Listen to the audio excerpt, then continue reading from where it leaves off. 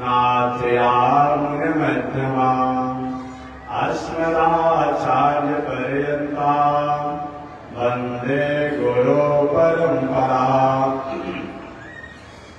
नारायणाय विद्महे वासुदेवाय धीमहि तन्नो विष्णु प्रचोदयात्। महालक्ष्म्यै च विद्महे विष्णुपत्न्यै च धीमहि तन्नो लक्ष्मी प्रचोदयात्।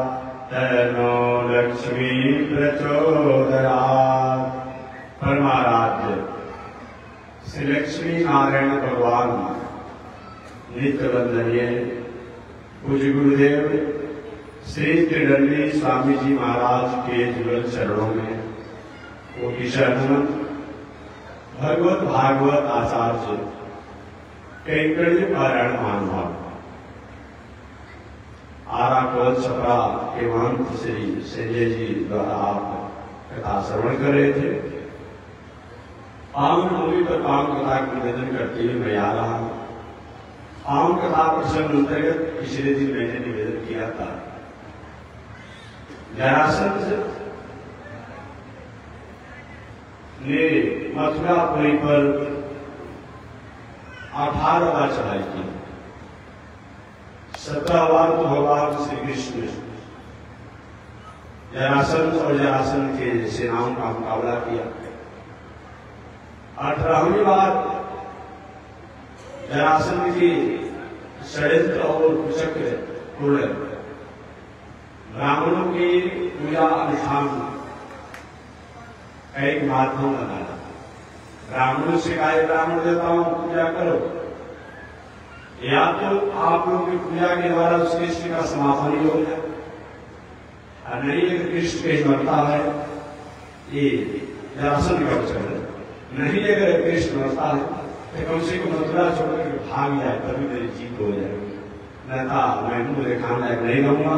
17 बार मैं चढ़ाई कर चुका हूं और 17 बार मैं हार गया। आगे जरासंध ने कहा अगर कहीं कृष्ण मारे जाते हैं मेरे संग्राम द्वारा तो ब्राह्मणों को मैं बहुत दान दक्षिणा दूंगा।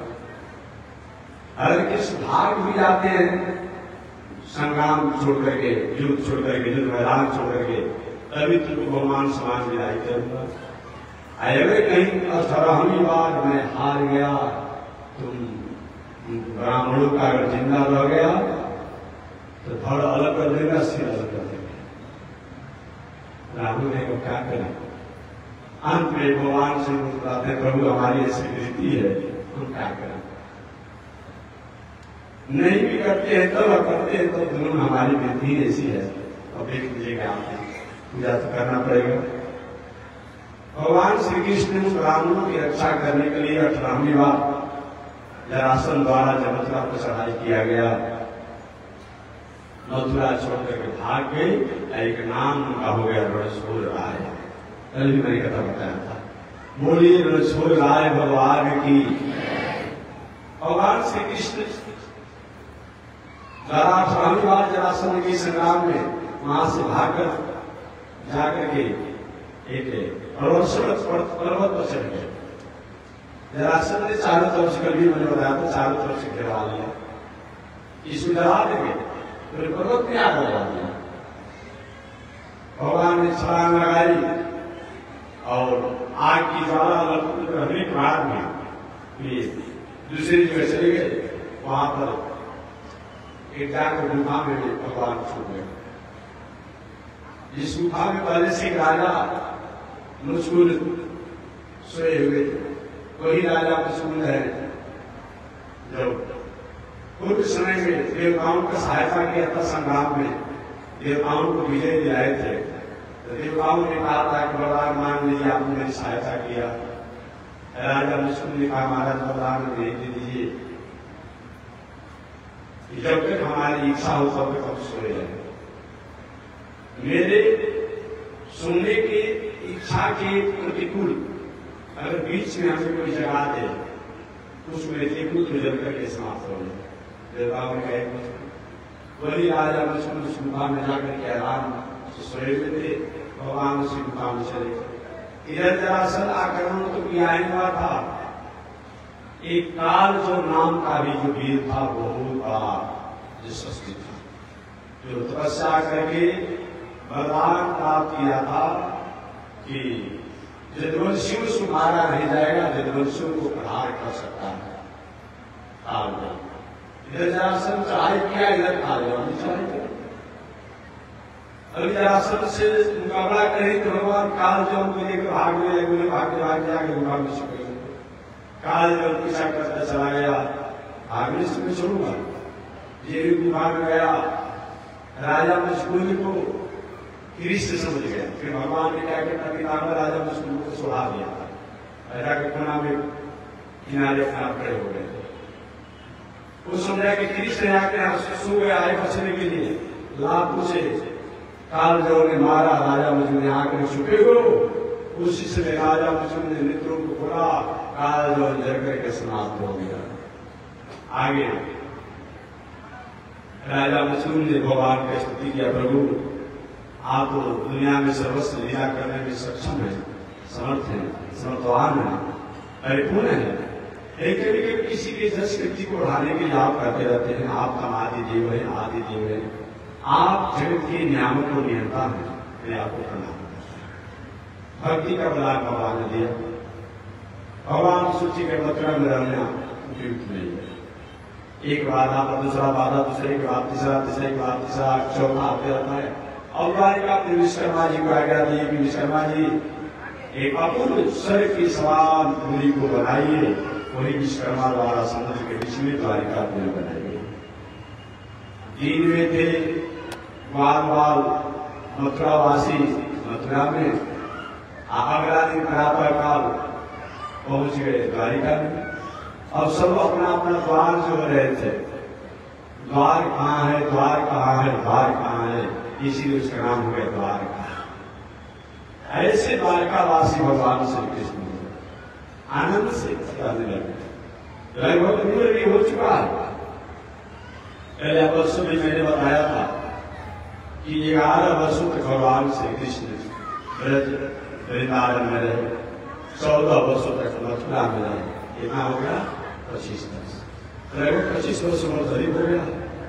और 100 वर्ष तक द्वारिका प्रेम भगवान है। पूरे मिलाकर के 125 वर्षों तक भगवान इस संसार से। द्वारिका में जाने के बाद विवाह के जोगे भगवान भी हो चुके थे, उनके बड़े भैया बलराम जी हो चुके थे। विवाह की बारी आई। उस समय के बहुत बड़े यशस्वी राजा थे जिसका नाम था भीष्म। भीष्म जो विदर्भ देश के राजा थे, और भीष्म के एक मित्र थे जिनका नाम था रैवत। उन रैवत की एक कन्या थी जिसका नाम था रेवती, जो थी तो शत्रु के जमाने से। विवाह में हो रहा था उसका रेवती। एक बार रैवत राजा ने जाकर ब्रह्मा जी से कहा, बाबा मेरी बेटी का विवाह नहीं हो रहा है, बेटी को भाई अभी तो इसका मुहूर्त युग नहीं चल रहा है। द्वापर जो आएगा तो भगवान श्री कृष्ण के बड़े भैया बलराम जी से बुलाएगा। अरे महाराज इतना दिन प्रतीक्षा करना पड़ेगा, यही चूक है, क्या कर सकते हैं। आज भी बहुत से लोग ऐसे होते अपनी बेटी की, बहन की इत्यादि कन्याओं को विवाह करने में 2-2 वर्ष, 6 वर्ष, 10 वर्ष लग जा रहा है, अनुकूलता नहीं बन पा रही है। वही पूर्व जमाने की और रेवती विवाह नहीं हुआ था।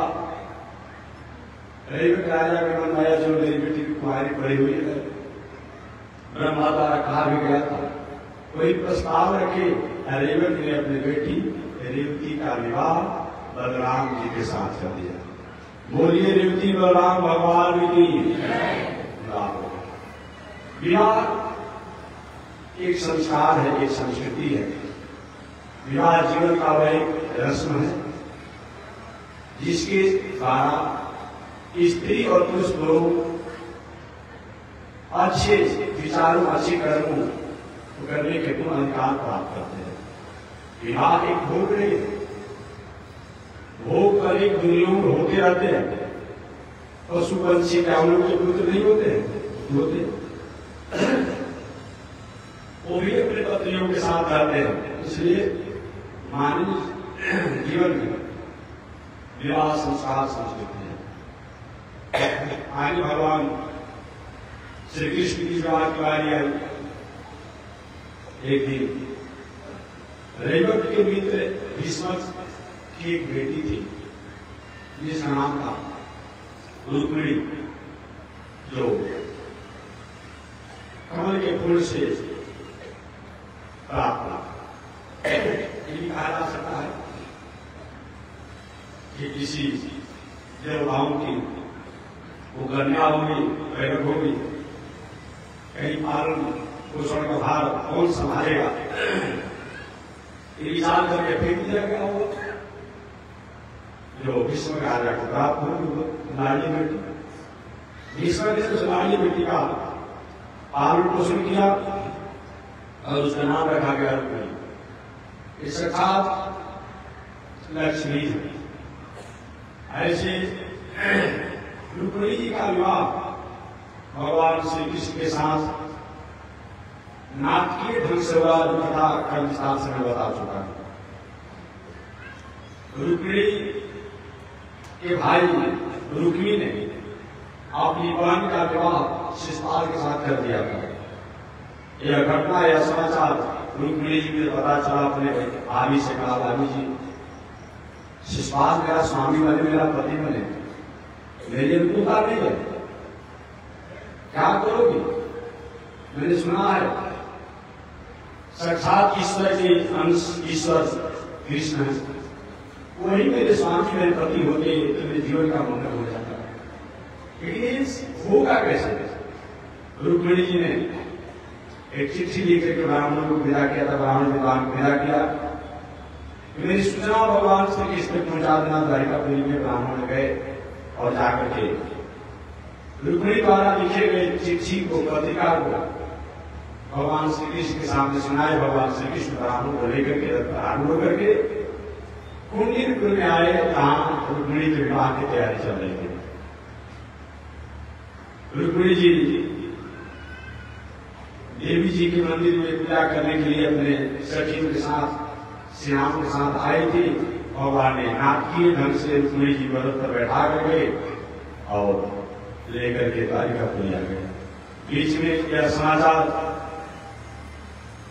जब शिशुपाल भी गया था, उसे विवाही बना था, दुर्योधन भी गया था, कर्ण भी गया था। यह घटना को जानने के बाद दुर्योधन ने कहा, बताओ तुम्हारा विवाह होना था, तुम इसी तरह लौट गया, क्या पता होता है जीवन जीने का? शिशुपाल ने कहा, सही में जीवन जीने की मतलब बेइज्जत हो गए, हमारा विवाह होना था, हो गया कृष्ण का विवाह।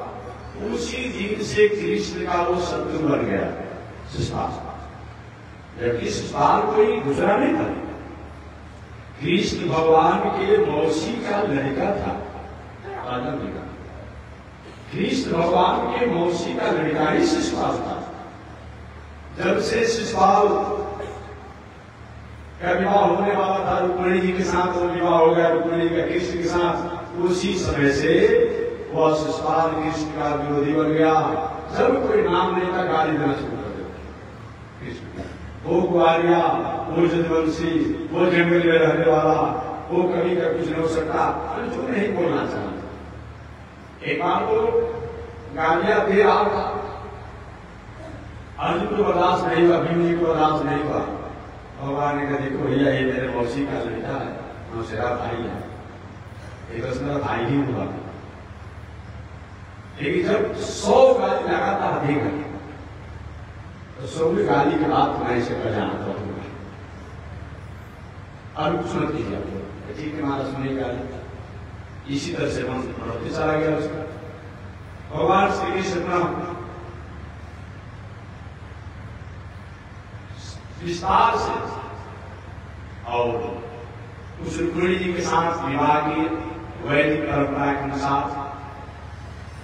वह रुक्मिणी जी भगवान श्री कृष्ण की प्रथम पटरानी बनी, राज रानी बनी।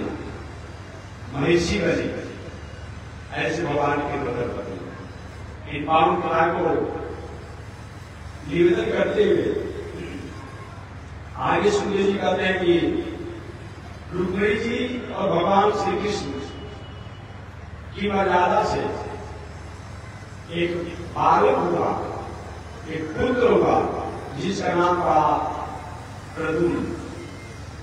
प्रद्युम्न साक्षात कामदेवी के रूप में प्रकट हुए थे। प्रद्युम्न दूसरा को नहीं है, कामदेवी प्रद्युम्न के रूप में संसार में प्रकट हुए थे। इसकी कथा आती है कि भूत भावक शंकर जी की प्रथम पत्नी सती जी जब भूत भावक शंकर जी का वचनों का अवहेलना करके अपने पिता की जन्म ही चल करके समाप्त हो गए, मृत्यु को प्राप्त हुई। भूत भावक शंकर जी कुछ दिनों तक तो शोक में रहे। दुनिया में दास रहते तो रुक्मी रहते थे। उस समय जाकर के काकभूषुंडी जी के आश्रम पर गरुड़ जी जहाँ थे, उन्होंने पंछी का वेश बना करके आत्मसंभावना और आत्म संदेश को प्राप्त किया था। संकल्प के हाथ में लिए थे कि अब विवाह नहीं करेंगे, विवाह नहीं करेंगे। वही भूत भाव शंकर जी जब तपस्या साधना में थे, कामदेव आया और आकर के शंकर जी की तपस्या साधना को भंग करना चाहा। बहुत भाव शंकर जी कहा, भाई हम साधक हैं, तपस्वी हमें क्यों परेशान करते हो? अपना तीसरा ने थोड़ा कामदेव जल करके समाप्त हुआ। कामदेव की पत्नी जिसका नाम था रति, रति रोते रोते आई, महाराज हमको हमारे पति को आपने मार के हमको विधवा बना दिया, मेरे जीवन के क्या मतलब होगा? बहुत मानुष सभी बेटी तुम्हारा पति जो है परेशान करता था, हमारी साधना आराधना में बाधा पहुंचाता था, अतः नेत्री से जल के समाप्त हो गया। महाराज आगे मेरे जीवन का क्या होगा? तो जाओ तुम मृत्यु को प्राप्त करके अगले जन्म में मायावती नाम के अपने आप में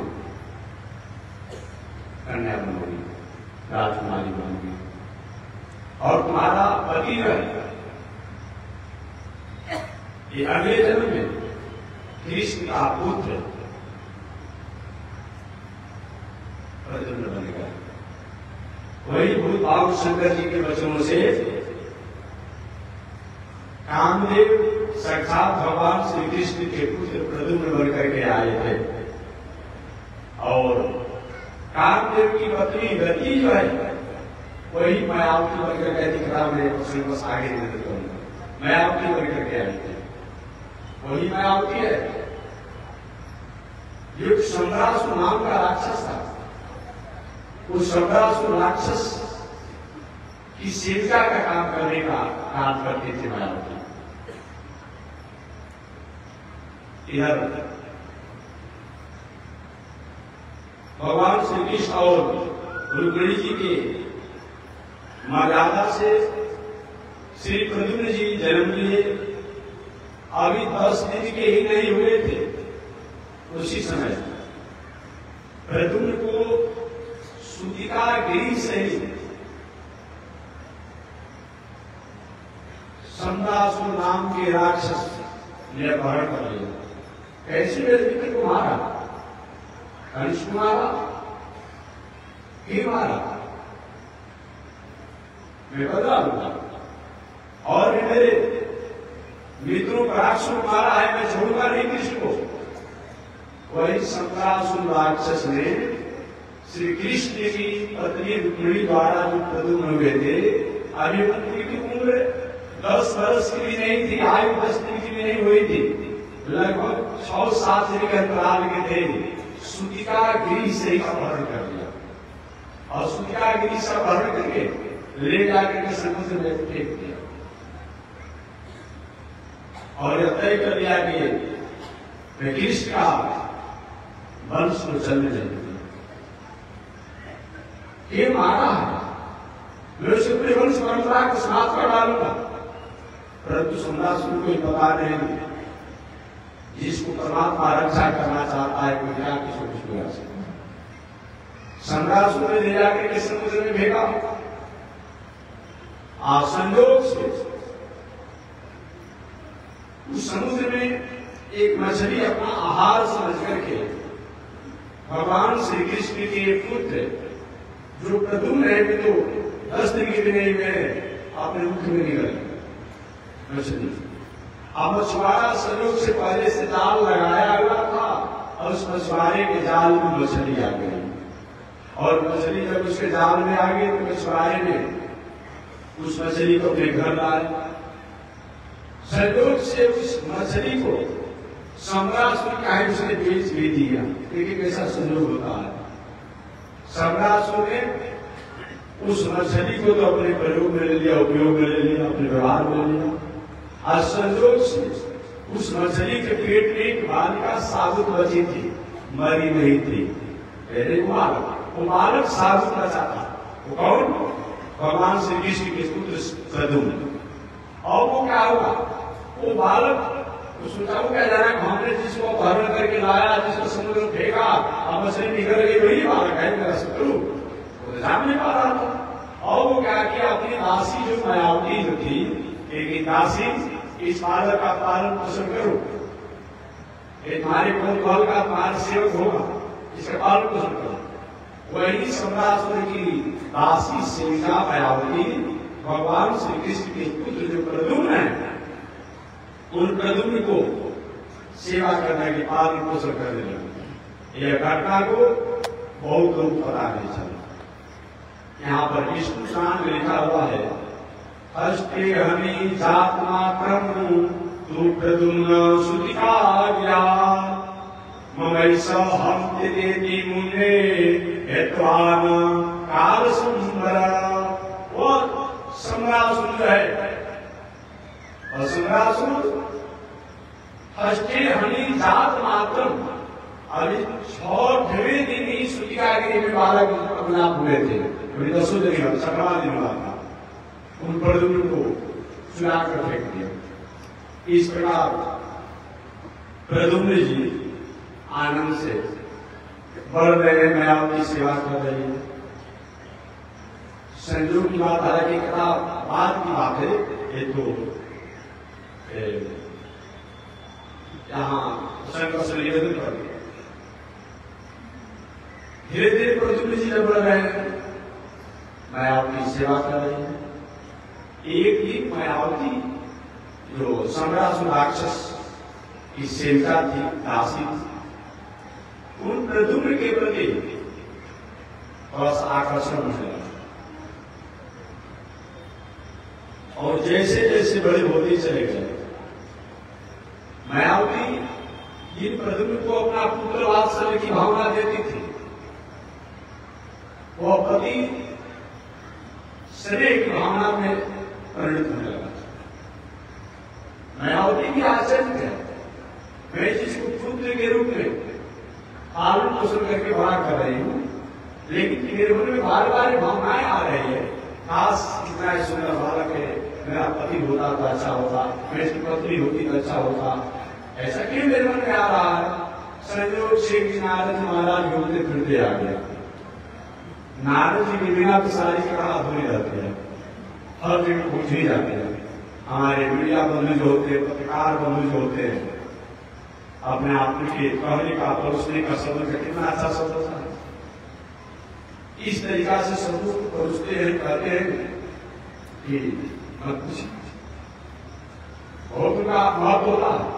नारद जी रेडियो की मीडिया का काम करने वाले पत्रकार बंधु, नारद जी आए, और नारद जी आने का सम्रासुर ने सत्कार सम्मान किया। आगे जो सम्रासुर की दासी थी, सेविका की मायावती, उसने भी प्रणाम किया। वो इस बालक जो कृष्ण के पुत्र प्रद्युम्न थे, जिसमें आप लाड़ प्यार पालन पोषण करके बड़ी करती थी, विवाह के जो भूल चुके थे, उनका परिचय भी दिया मायावती। नारद जी ने हंसी हंसी में कहा, ये कौन?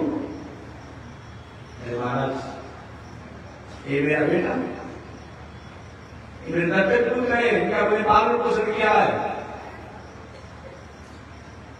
ये तो समुद्र से प्राप्त हुए, मुझे पालन पोषण का मौका मिला है। नहीं देवी जी, ये तुम्हारे पुत्र नहीं है, तुम इसकी सेवा करने वाले नहीं हो, ये साक्षात तुम्हारे पति हैं। अरे महाराज क्या बात करते, ऐसी बात मत कीजिए। मैंने बचपन से इनको पालन किया, पोषण किया, मेरे तुम्हारे पति हैं। आज देवी जी मैं जो कह रहा हूँ उस बात को तुम समझो। महाराज कैसे समझे बताइए? कई महाराज ने कहा कि देखो, एक पूर्व जन्म में तुम रति थी, क्या थी? रति थी। आप पूर्व जन्म में एक कामदेव थे तुम्हारे पति, शंकर जी के तपस्या में बाधा पहुंचा रहे थे। शंकर जी ने तीसरा जन्म खोल दिया है, तुम्हारे पति काम में जल करके समाप्त हो गए। तुम रोती रोती शंकर जी के पास गई थी, शंकर जी ने कहा ठीक हो गया सो हो गया, लेकिन चलिए मैं वरदान देता हूँ कि द्वापर युग में तुम दोनों का मिलन होगा। यही दिवती सोम आज मायावती बन करके संतासुर राक्षस की दासी बनी हो। ये जो है मछली के पेट से निकले हैं, ये दूसरे नहीं है, ये कृष्ण के पुत्र कृष्ण और रुक्मिणी की मर्यादा से प्रकट पुत्र है, एक प्रद्युम्न है। ये साक्षात कामदेव है, यही प्रद्युम्न बने हैं। और क्या कहना? अरे महाराज आपने मेरी आंख खोल दिया। मैं पूर्व जन्म में रति कामदेव की पत्नी, एक कामदेव एक दिन वही प्रद्युम्न ने क्या किया?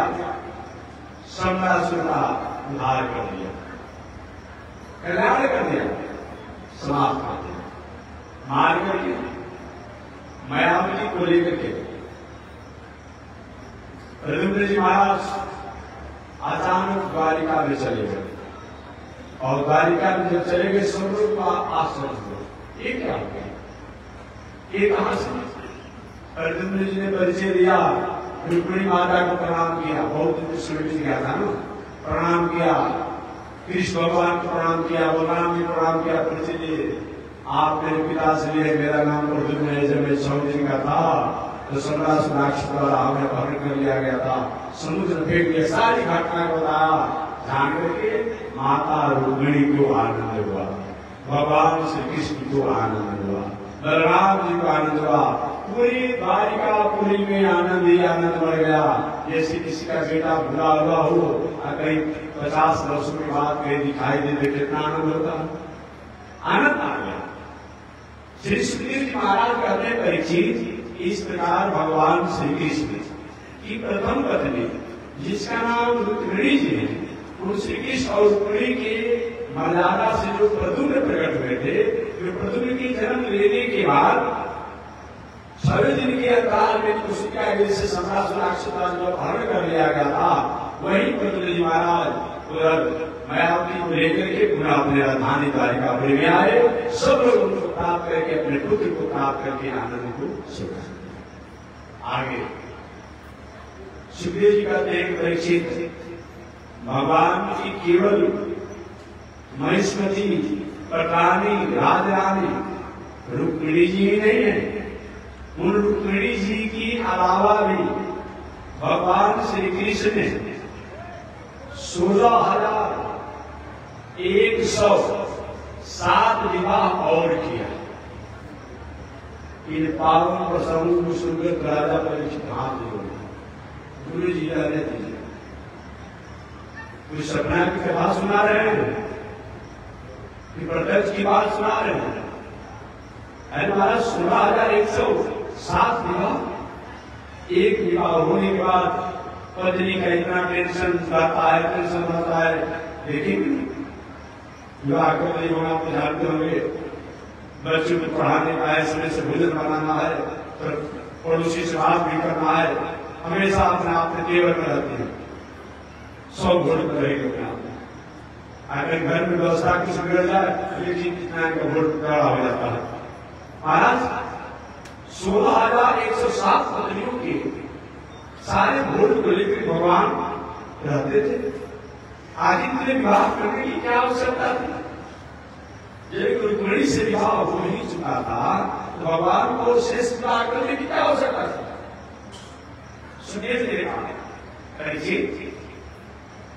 भगवान की ऐसी विषम परिस्थितियां आई, जिन विषम परिस्थितियों के कारण उनको विवाह करना पड़ा, अन्यथा विवाह करने की कोई आवश्यकता नहीं थी। हमारा तो मनुष्य विषम परिस्थितियां आई, आगे भगवान श्री कृष्ण ने 16,107 विवाह और क्यों किया? 16,108 कुल विवाह है, एक विवाह का घोषणा दिया तो 16,107 विवाह और क्यों किया, कैसे किया, कहां किया, कैसे किया, इसको बताइए। सुखदेव जी ने सुनो, भगवान श्री कृष्ण प्रद्युम्न जी को जब सत्रासुरों द्वारा अपहरण कर लिया गया था, पुनः वही प्रद्युम्न जी जब सम्रासुर की वध करके और अपनी पत्नी मायावती के साथ लेकर द्वारिकापुरी में आए, ऐसे प्रद्युम्न जी के अपहरण से लेकर द्वारिकापुरी में लौटकर आने के समय भगवान श्री कृष्ण का 16,107 विवाह और हो गया था। वो प्रथम विवाह तो भगवान श्री कृष्ण का रुक्मिणी के साथ हुआ और दूसरा विवाह भगवान श्री कृष्ण का जाम्बवती जी के साथ हुआ। महाराज जी दूसरा विवाह जाम्बवती जी के साथ कैसे हुआ, कैसे हुआ? तो जाम्बवती कौन है? सुरेश करने के बाद जाम्बवती त्रेता युग के जो जामवान के उन जामवान की पुत्री का नाम ही जामवती है। अरे महाराज भालू की बेटी से किसे विवाह करना? ये क्या मतलब होता? पूरी घटना को बताया। पहले सुनो, भगवान श्री कृष्ण जिसमें द्वारिकापुरी में रहते थे, उन द्वारिकापुरी में अनेक वंशियों में एक बहुत बड़े जनवंशी रहते थे जिनका नाम था सत्ताजीत। सत्ताजीत नाम के एक बहुत बड़े यशस्वी प्रतापी जात भी रहते थे। उन सत्ताजीत ने सूर्य की आराधना करके तपस्या करके एक मणि को प्राप्त किया था। इस मणि का नाम संयंत्र मणि। उन संयंत्र मणि को प्राप्त करके सत्ताजीत पूरे नहीं समाते थे, गौरवान्वित अपने होते थे। उस संयंत्र मणि की एक खासियत थी कि 24 घंटा में अगर बढ़िया से विधि से पूजा पाठ इत्यादि किया जाए तो लगभग 1 टन सोना देता था। एक दिन और सुनिए, एक वर्ष कितना हो जाएगा? कहीं कहीं 1 टन बताया गया है और कहीं कहीं उसको 25 किलो बताया गया है, कहीं उसमें बताया गया है 8 भार। 8 भार का अलग अलग विद्वान द्वारा गणना किया गया है। 8 भार का किसी ने कहा 1 टन होता है, कहीं कहीं 8 भार का मतलब 2 क्विंटल होता है, कहीं कहीं 8 भार का मतलब 80 किलोग्राम होता है, कहीं कहीं 8 भार का मतलब 10 किलो होता है, कहीं कहीं 8 भार का 25 किलो होता है।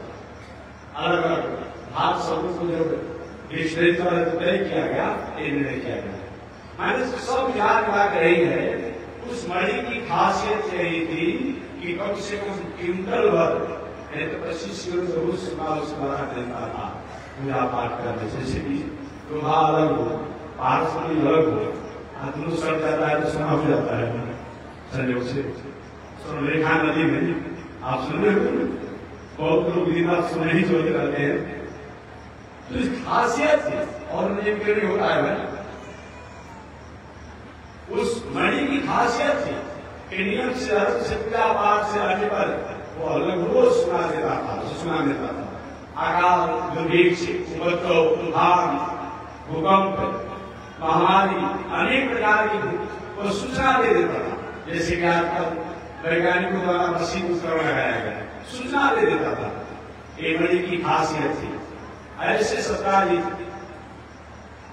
जो निर्दिनाथ धनी आदमी होता है, निर्दिनाथ समझते हैं, समझते होंगे, भाषा समझते होंगे निर्दिनाथ।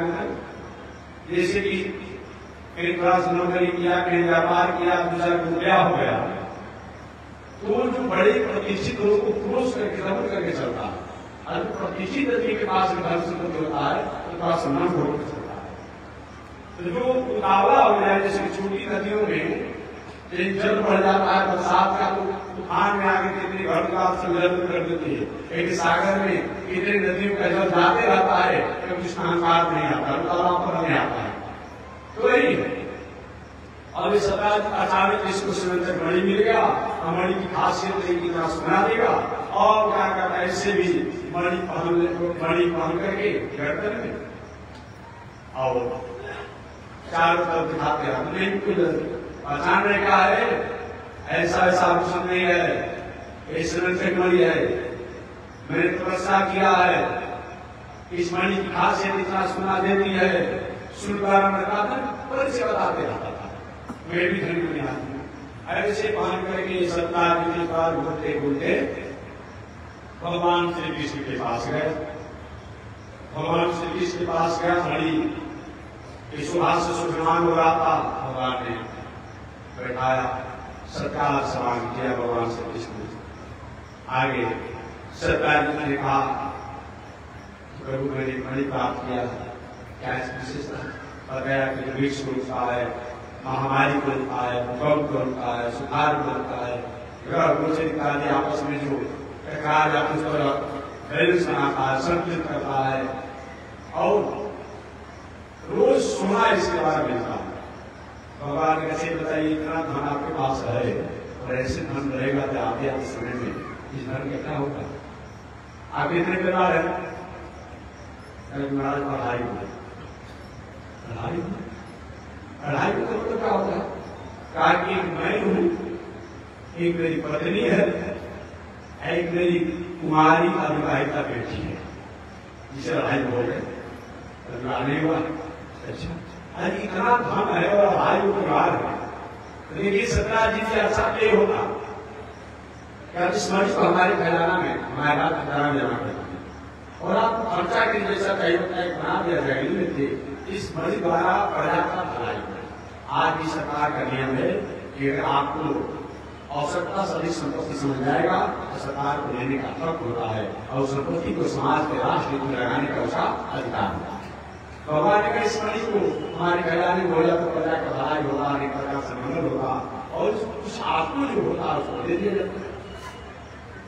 बोला तो नहीं, लेकिन मणि के द्वारा मैंने पूजा किया, मैंने पाठ किया, मेरा मणि हम कहें दे देंगे, कहा नहीं ऐसे नहीं कर सकता, हमें दे भी नहीं पाऊंगा, मैं दे भी नहीं पाऊंगा। ठीक है, आपकी जैसी मर्जी सरकार चला गया, अपने पत्नी के पास गया, और आगे भी मैं तो समझता था कि समाजा पर क्या था, तो थोड़ा सा उससे सुधार हो गया होगा, लेकिन बचपन में दूसरी का माखन, दूसरी का कपड़ा जो छीनने का अभ्यास था, वो आज उसे गया नहीं। मैं गया उसके पास मणि बांध करके, और हमारी मणि को मांग रहा था, बताइए मैं अपना मणि क्यों दूं? तो उसकी पत्नी ने कहा, महाराज आपने क्या कहा? मैं बिल्कुल नहीं दे सकता हूँ। ठीक है, आप तो जवाब दे, ठीक है, क्यों अपना मणि दिया जाए, कहा दिया जाए, क्यों नहीं दिया? ठीक है, अब इधर क्या हुआ? जैसे किसी दो व्यक्ति आपस में झगड़ा लगा हुआ, अगर विरोधी दल या विरोधी पक्ष कहीं इतना मौका का तलाश करता हो, अब उसी बीच में कहीं जो व्यक्ति दो अपने आपस में झगड़ा के भले कुछ बात में मतलब न हो, आपकी घटना हो जाती है ना, तो जो होता है जो झगड़ा किया उसी को फंसा दिया जाता है, जो पहले से साधने वाला बैल जो है वो बच जाता है। और क्या भगवान ने कहा था, मणि को खजाना जमा कर दे तो अच्छा होता। इधर सहयोग से सरकार जी का भाई के नाम का प्रसेन जी, वो प्रसेन जी एक दिन का बड़ा सा मणि को हमको दे दीजिए, नाम ही सुल्तान करना नहीं कहा, प्रसेन जी से सरकार जी का भाई था, वो मणि को पालन करके भूल गया। अचानक रथ पर घोड़ा सवार होकर भूल गया, एक सिंह दिखा के बहुत सुंदर चमक रहा है। सिंह विचार के कोई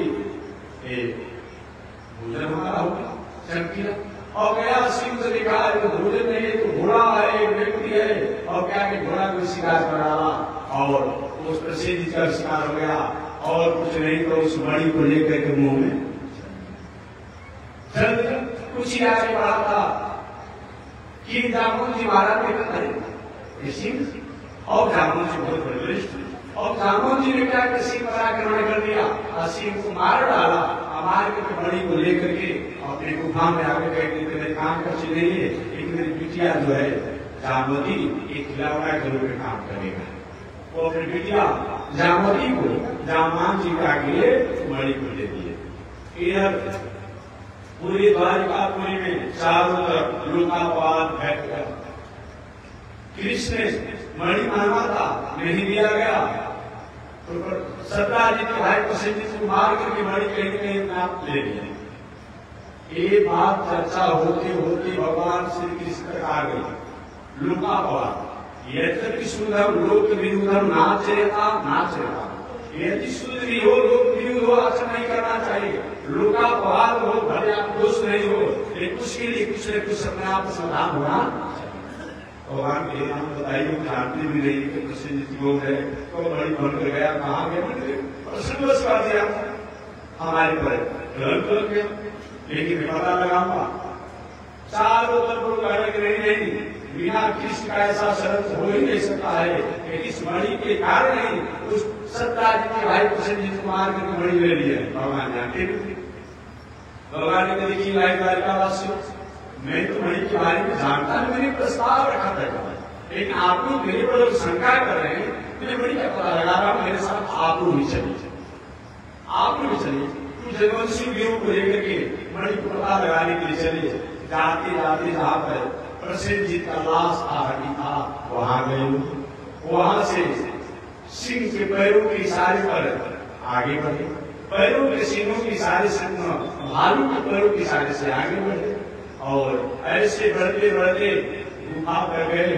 गुफा पर गए जामान से अपने आप में विश्वास पर रहते एक उनकी पुत्री जामवती जो है उस मणि को चमके मणि को लेकर के भगवान श्री कृष्ण उस देवी गुफा में प्रवेश किए की मणि और कृष्ण को देख करके वो जामवती जो है बड़ी जोर से चिल्लाई अरे कौन तुम्हें गुफा में घुस गया जामान जगा और जानते हैं क्या किया भगवान श्री कृष्ण के साथ एक बिना में किसी ने गुफा में तो घुस गए। भगवान श्री कृष्ण विकार के जामवंत जी को एक द्वंद्व जी बहुत दिनों तक द्वंद्व चला अपने आप में और द्वंद्व जो चला अंत में जामवंत जी का नस नस भगवान श्री कृष्ण ढीला जब कर दिया तब जामवंत जी को याद आया कि जब मैं जन्म लिया था तो जन्म लेते समय ब्रह्मा जी ने कहा था बेटा तुम्हारे समान कोई बलवान नहीं होगा और जब तुम्हारा बल कुछ कमजोर प्रतीत होने लगे तो तुम मानना कि कोई भगवान द्वारा हमेशा मुकाबला किया गया। अलग प्रसंगों में बताया गया है कि त्रेता युग में जब लंकापुर से लौटकर भगवान श्री राम आ गए तो आने के बाद जानते प्रभु हम अगर होते ना पूरे लंकापुरी को अकेले पास नाश कर देते। इधर भरत जी अपने बात कर रहे थे, शत्रु जी अपने बात कर रहे थे। आगे जानते प्रभु मैं चाहता तो था रावण को मारना आपने मान नहीं, मेघनाथ को मारना मान नहीं दिया, आपने नाम राम किया। मेरी गुलाम में बल की पूरी है, मैं चाहता हूं लड़ना मेरे बात कोई ठीक नहीं है। आइए आप ही से दूसरा हाथ हो है भगवान के देखो रामा बता रहे थे मर्यादा का अवतार है स्वामी से लोग आपस में युद्ध करेंगे लड़ेंगे अच्छा लगेगा नहीं तो गुलाम ने भूल गया है ठीक है कभी तो नहीं जब द्वापर जो आएगा तो तुम्हारे गुलाम पीढ़ी को दूर कर देगा। वही बात उनको याद आया जामवंत जी को कि भगवान कहे दूसरा कोई हो सकता है और क्या कि भगवान की चरण बस महाराज आप दूसरा कोई हो सकते हैं आप मेरे राम जी हैं पहले आप कृष्ण बन करके आए हैं मैं मान गया उनको स्तुति किया प्रणाम किया हमसे क्षमा किए कोई ने आपने प्रहार किया हमारा स्तुति है आराध है और आपसे मैंने संग्राम किया हमसे गलती हो गई। गलती तो हो गई ये बड़ी जो है ना हमारी बड़ी जिस बड़ी के साथ खेल रही है इस मणि के कारण हमारे पलंग लगा है मणि लाकर तुम गुफा करके हो रही कि कृष्ण मणि को अपने आप में प्रसेनजीत से छीन लिया पूरे द्वारिकापुरी में हमारी बदनामी हो रही मणि को ले लो प्रभु मणि तो ले ही लीजिए, एक इस मणि से रात दिन मेरी बेटी खेलती है, ये मणि अगर नहीं रहेगा तो मेरी बेटी भी प्राण को गवा देगी, केवल मणि के साथ साथ मेरी बेटी को भी ले लीजिए। वही जामवंत जी ने मणि भी दिया और मणि के साथ साथ अपनी बेटी जामवती को दिया। वही भगवान का इसमें मुहूर्त काट सकने का समय था, एक भाई प्रसिद्धि उसका ना। और वही जामवती जी को लेकर भगवान श्री कृष्ण आए और आकर के और तो प्रसिद्ध मारा गया था। सरकार जी को बड़ी दे दी कि कृष्ण कहना जाता है मैं तुम्हारे बड़ी के बारे में जानता नहीं और मेरे को तुम्हें ग्रहण करा दिया था, ऐसा नहीं होना चाहिए।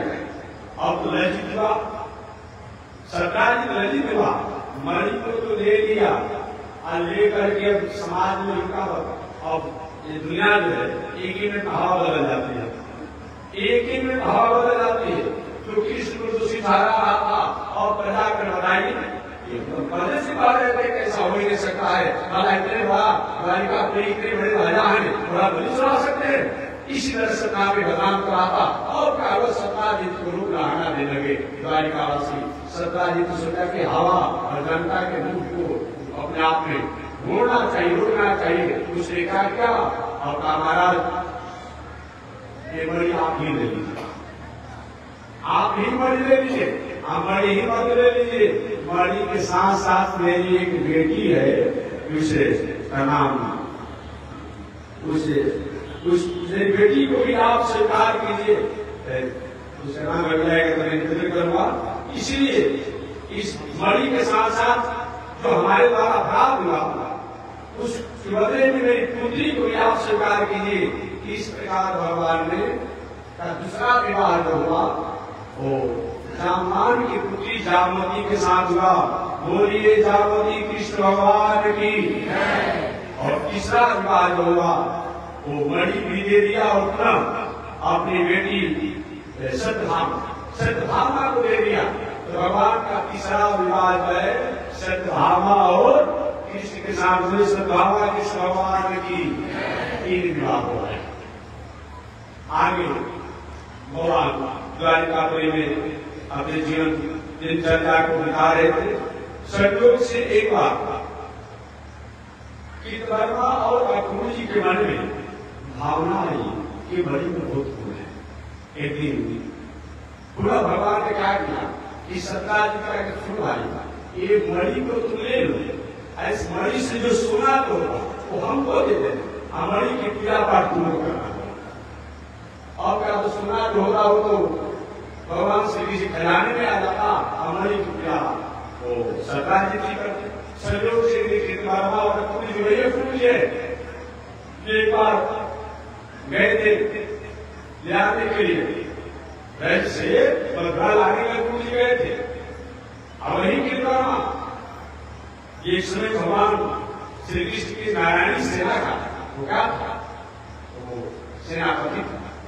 ऐसे लोगों ने लेकर के और सत्ताजीत का वध करके अपना मणि छीन ले दिया। लेकर के भाग गए। पुनः जामवती जी को सत्यभामा को पता चला कि मेरे पिता को मार दिया गया।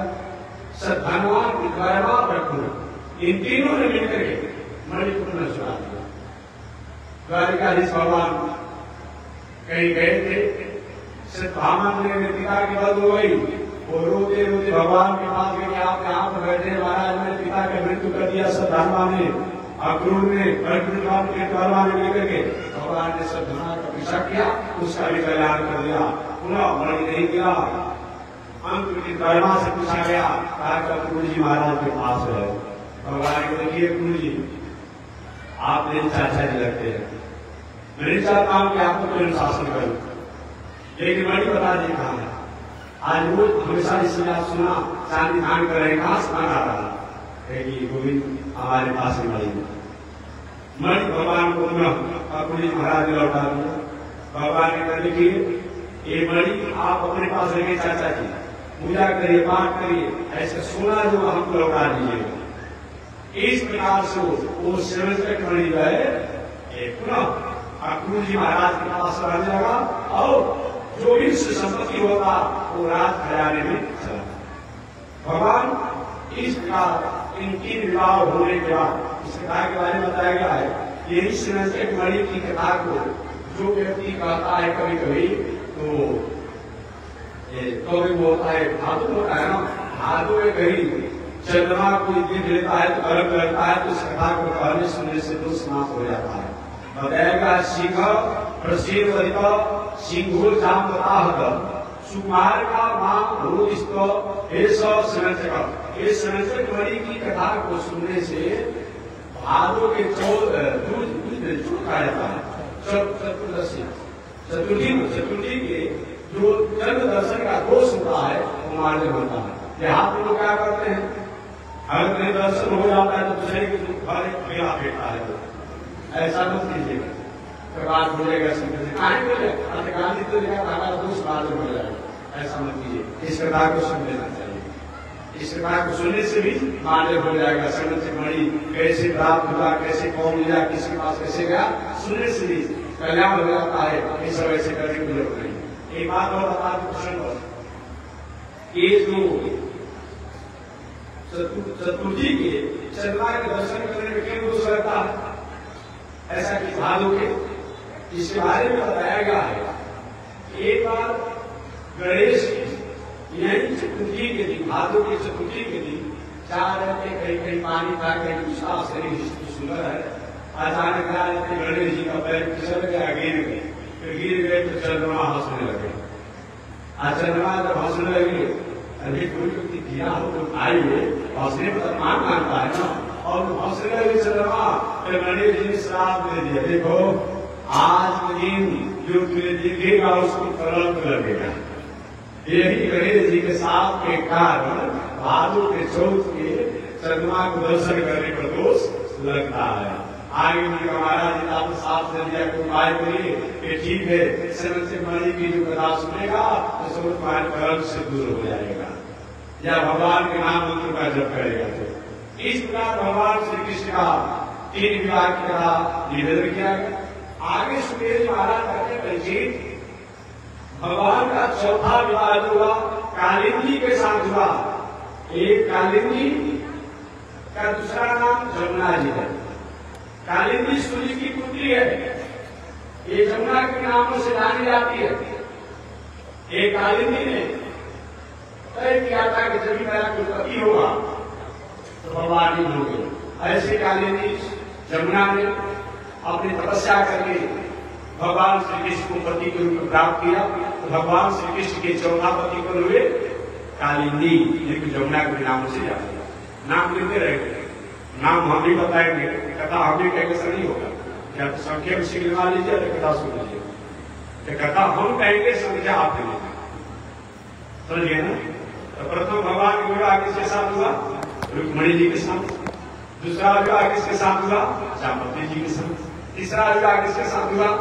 सत्यभामा जी के साथ। और चौथा विवाह किसके साथ हुआ? कालिंदी जी के साथ। भगवान का 5वां विवाह जो हुआ मित्र वृंदा के साथ हुआ। एक मित्र वृंदा जो है अवंतिकापुरी के राजा की लाडली बेटी है। ये भगवान श्री कृष्ण की 5वीं पटरानी बनी, रानी बनी। इस स्वयंवर में भगवान श्री कृष्ण ने इस मित्र वृंदा को प्राप्त किया। भगवान का 6वां विवाह जो है सत्या के साथ हुआ। ये सत्या के पिता ने एक शर्त रखा था कि एक समय में जो एक बलशाली बैल को एक साथ रखेल अपने आप में उसका मात्रा जो होता है, ऐसा जो करेगा उसी के साथ मैं अपनी बेटी का विवाह करूंगा। इस प्रकार भगवान श्री कृष्ण ने बल का प्रदर्शन करके और सत्या के साथ विवाह किया। भगवान का 6वां विवाह सत्या के साथ हुआ। आगे भगवान का 7वां विवाह जो है भाद्रा के साथ हुआ। एक देश के राजा थे, ऐसे एक तरह से समझा जाए भगवान श्री कृष्ण के हुआ जिसका नाम सुंदी कृति है। उन सुंदी कृति के ही अपने आप में परिवार में हुआ। भगवान का 7वां विवाह भाद्रा के साथ हुआ और भगवान का 8वां विवाह जो हुआ लक्ष्मणा के साथ हुआ। वह लक्ष्मणा मध्य देश के राजा की पुत्री थी। इसके साथ भगवान ने सशस्त्र विवाह किया। इस प्रकार भगवान का 8 विवाह हुआ। प्रथम विवाह रुक्मिणी जी के साथ, दूसरा विवाह जामवती जी के साथ, तीसरा विवाह सत्यभामा के साथ, चौथा विवाह कालिंदी के साथ और पांचवा विवाह मित्र वृंदा के साथ, छठवां विवाह सत्या के साथ और 7वां विवाह जो हुआ भद्रा के साथ और 8वां विवाह जो हुआ लक्ष्मण के साथ है। इस भगवान ने 8 विवाह किया। इसके अलावा भगवान ने 16,100 और विवाह किया। इन पावन प्रसंगों को निवेदन करते हुए श्री सुखदेव जी महाराज कहते हैं कि परीक्षित, भगवान इन 8 विवाहों के अलावा 16,100 और विवाह हुआ। इसका कारण है कि भारत के उत्तर पूर्व में प्राग ज्योतिषपुर नाम का बहुत बड़ा राज था, एक देश था। उस देश का राजा भौमासुर था, जो पृथ्वी देवी का बेटा था। ये पृथ्वी का पुत्र था। ये भौमासुर बहुत बड़ा शक्तिशाली था, अपूर्व बल से संपन्न था। इसे भौमासुर का एक नाम नरकासुर था, इसका दूसरा नाम नरकासुर था। इतना बड़ा प्रभावशाली था, इतना बड़ा प्रभावशाली था कि पूरे देवताओं को पलायन कर दिया था। इसने मन में भावना बना लिया था कि बहुत सी रानियों को, राजकुमारी को, ऋषि कन्याओं को, देव कन्याओं को, अप्सरा कन्याओं को एक जगह संग्रह करके तो बहुत हो जाएगी, लाखों लाखों की संख्या में, तब मैं विवाह करूंगा। ऐसा विचार करी भौमासुर पूरी दुनिया में जो भी राजा, ऋषि, ऋषि, देवता, गंधर्व, अप्सराओं की पुत्रियां जो सुंदर अपूर्व होती थी, उनको भरण करके, बलात्कार करके, बलजोरी करके ला करके और नजरबंद करके नाम में रखा था। इस प्रकार करते करते 16,100 उन स्त्रियों को, कन्याओं को पकड़ करके रखा था। ऐसे इन कन्याएं मृत्यु जीवन से जुड़ रही थी। एक दिन भगवान श्री कृष्ण के पास नारद जी ने संदेशा भेजाया, महाराज आपके रहने के बाद भी जो भौमासुर की कारागार में, नजरबंद में बहुत सी स्त्रियां अपने जीवन को जी रही है, उनका जीवन मृत्यु दोनों एक समान हो गया है, आप उद्धार नहीं करेंगे तो और करेगा। वही भगवान ने क्या किया, भौमासुर का उद्धार करने के लिए तो आरूढ़ हो गए, सत्यभामा जी को ले लिए, क्योंकि सत्यभामा जी सम पृथ्वी अंश रही थी। ऐसे सत्यभामा जी को लेकर के और भौमासुर के नगर में प्रवेश की। भौमासुर ने भगवान श्री कृष्ण पर चढ़ाई कर दिया। भगवान ने भी उस भौमासुर के अनेक सेनाओं को प्रहार किया। मालूम पड़ा कि एक समय भगवान श्री कृष्ण को आहत कर देगा। सत्यभामा के भगवान ने जब तक पृथ्वी देवी नहीं कहेगी तब तक समय नहीं मारूंगा। अगर कोई किसी की माता अपने बेटा को मारने को नहीं करेगी। अंत में इतना किया कि मालूम पड़ा भगवान श्री कृष्ण को बहुत बड़ा संकट में डाल देगा। सत्यभामा ने कहा, महाराज मारी उसको, ये देवी जी सीधे तक प्रतीक्षा दे, क्योंकि आपका बेटा है, तो आप नहीं कहोगे तो बेटे से मार सकता। वही भगवान ने उस भौमासुर का उद्धार किया, उसको समाप्त किया। समापन करने के बाद ये भौमासुर द्वारा 16,100 कुमारियों को नजरबंद करके रखा गया था। भौमासुर द्वारा उनको भगवान ने मुक्त किया। देवी को जाओ, अपने पिता के यहाँ जाओ, अपने भाई के यहाँ जाओ, जहाँ जाना बजाओ। उन कुमारी को कहा, महाराज जीवन का कोई मतलब नहीं, मेरे पिता, मेरे भाई अब मुझे अपने घर में नहीं रखेंगे, तो कहेंगे इतने जीवन तक वहां आगे कहने का कोई उचित नहीं है। आप हमारे कोई हमारे जीवन की रक्षा कीजिए, नरक में जाकर हम लोग जीवन को समाप्त करा दूंगी, मार डालूंगी, मृत्यु को प्राप्त करूंगी। भगवान उसमें उन कुमारियों की भावनाओं को आदर करते हुए 16,100 मंडप बनवाया विवाह का, और एक ही शाम 16,100 विवाह हुए। इस प्रकार भगवान ने 16,100 विवाह किया और 8 जो प्रधानी विवाह करने सुना दिया। कुल मिलाकर के भगवान ने 16,108 विवाह किया। इन 5 प्रसंगों को सुनकर के राजा परीक्षित को आनंद आया। आगे सुखदेव जी महाराज कहते परीक्षित इस प्रकार से भगवान श्री कृष्ण ने गृहस्थ आश्रम में रख के 16,108 विवाह करके हम संसार के लोगों को उपदेश देते हैं कि वेद में 16,000 मंत्र जो है उपासना के हैं, 100 मंत्र जो है 100 उपनिषद श्रेष्ठ हैं, और 8 प्रकृति है। अर्थात दुनिया में प्रकृति, वेद और सृष्टि सबका कारण मैं हूं, भगवान पुरुष है, और दुनिया के जो कुछ भी वस्तु है स्त्री है, अर्थात भगवान कहते कि मेरे ही कारण दुनिया में सब कुछ नियामक और नियंत्रण का काम होता है। भगवान ने ऐसे कन्याओं से विवाह करके और मर्यादा राजकाज की व्यवस्था को चलाने लगे। इन 5 प्रसंगों को सुनकर के राजा परीक्षित आनंदित हुए। आगे श्री सुखदेव महाराज ने कहा कि परीक्षित एक दिन भगवान श्री कृष्ण ने विचार किया कि सभी मेरी पत्नियां थोड़ी सी प्रकृति कभी थोड़ा सा तेवर में आ जाती है, मेरे बाप ऐसे है, मेरे बाप ऐसे, मेरे बाप ऐसे। रुक्मिणी जी को कभी क्रोध करते दिखाई नहीं दिया। मंत्री से लेकर के संतरी तक सबसे रुक्मिणी की बात प्यार से मेरे बेटा ठीक हो, ठीक है मंत्री जी, ठीक है।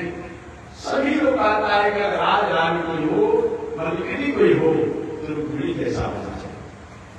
सबसे मिल लेती है, सबसे मिल लेती है। एक दिन भगवान श्री कृष्ण ने कहा रुक्मिणी को कहेंगे मैं नाराज नहीं कर दिया तो मेरा नाम है कृष्ण, कोई गुण करते ही नहीं, झगड़ा करते ही नहीं, बहुत झगड़ा भी करते हैं। सब भावना करते महाराज जो आपके पास धन है उसमें मेरे बाप का भी होना समझते कोई नहीं मतलब थोड़े अपने धन थोड़े हो जाते हैं।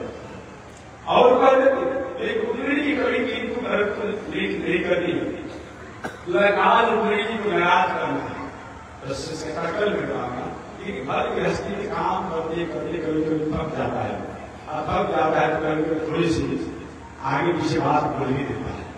एक गृहस्थी घर में पत्नी से बेटा से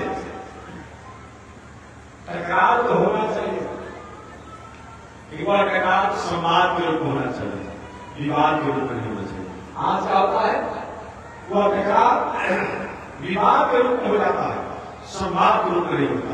सुन होना चाहिए आपने ऐसा किया, आपने ऐसा किया, एक तो विवाद न हो, संवाद को होना चाहिए।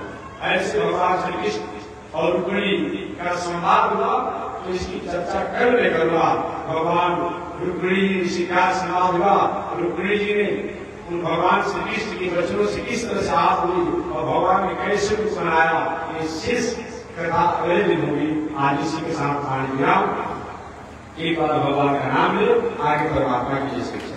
श्रीमन नारायण लक्ष्मी नारायण, श्रीमन नारायण लक्ष्मी नारायण, श्रीमन नारायण नारायण नारायण, श्रीमन नारायण नारायण लक्ष्मी नारायण, श्रीमन नारायण लक्ष्मी नारायण, श्रीमन नारायण लक्ष्मी नारायण नारायण नारायण, लक्ष्मी नारायण नारायण नारायण। बोले लक्ष्मी नारायण भगवान की शांति शांति शांति।